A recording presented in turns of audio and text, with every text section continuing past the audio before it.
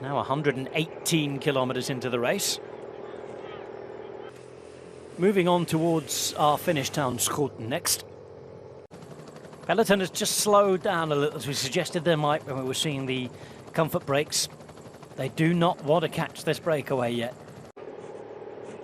And teammates have got these things under control. Gap's gone below a minute now. 66 k's to go. The bunch slowly starts to get ready to go to work. And we're approaching now the outskirts of Schoten. 3 laps to go then. And the breakaway with just less than a minute. And now at the front of the peloton, there's that fight on the right-hand side. Everybody makes it in nice and safely. Just 48 seconds is the gap here. And where's that second sector? It's a slightly shorter one before the right turn onto the Albert Canal, and the 7 riders still survive. And just 40 seconds or so further up the road, and about to come across the finish line for the second time, 7 men of the breakaway.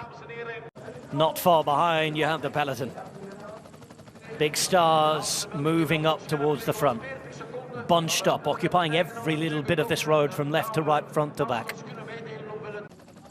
And you can just see people are that bit more desperate to move up and move around. Now, a few more risks being taken around these corners. No problem for this bunch. Here they go. Off the smooth tarmac road and on to the bumpy bone shakers. The Broekstraat for the 3rd time of 4. And they're about to be caught by the peloton. Their adventure for the day is over. Here are the 4 riders still at the front of the race. They've got less than half a minute now. They're by the Albert Canal on the outskirts of Antwerp in northern Belgium.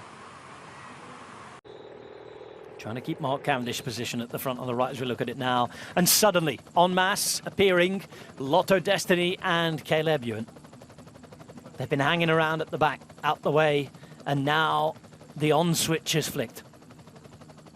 And the way it's going, we are all set for a big bunch sprint finish. The unofficial Sprinters World Championships. Here in Schoten and on the Champs-Élysées in July.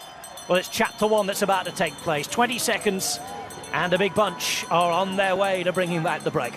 If you're further back now, there's a lot of effort here to be made on the cobbles to make the front positions. Alpes Inter Koenig have won that fight, and it's Mathieu van der Poel who's doing a brilliant ride. Breakaway are fighting for their lives here. It's a really good fight they're putting up. But you really do get the feeling that they're going to need an absolute miracle to hang on. And now Cavendish puts his team to work through the centre. They are about to be caught. Coming up to one of the main obstacles inside the final 4.5 kilometres now. That slip road where they go up to the right, deep down to the left-hand side, a new bit of the course. And it's an attack from the breakaway to try and be the most combative. And it is now Mathieu van der Poel who's putting those metronomic legs to work. The break is done, brought back with 3.4 kilometres to go. They turn away from the waterfront. The Albert Canal left behind for another year, and it's into the tight lefts and rights, the twisty, turny streets that takes us to the final kilometre in Schoten itself. 700 metres to go. Ewan waits, and now Alpecin are refining their position. Philipsen is back where he needs to be.